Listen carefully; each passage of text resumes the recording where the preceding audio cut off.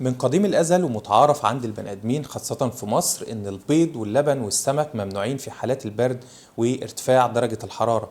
هل المعلومة دي صح؟ تعالوا كده نشوف مع بعض. الجهاز المناعي بيبدأ يشتغل بيكون حاجة اسمها الأجسام المضادة أو الأنتي بوديز والإميونوجلوبولينز، ودي عبارة عن بروتينات عشان تقاوم الميكروبات المختلفة اللي بتدخل الجسم.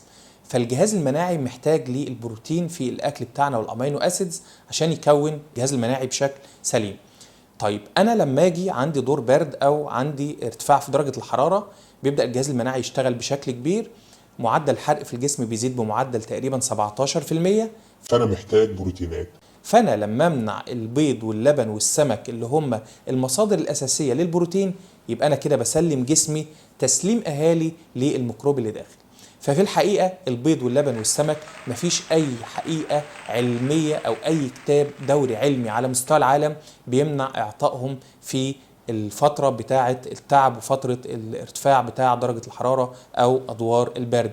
بالعكس، كل الكتب العلمية بتنصح بإعطاء الدجاج اللي هو الفراخ وشوربة الفراخ اللي هي الغنية بالبروتينات واللحوم في وقت ارتفاع درجة الحرارة.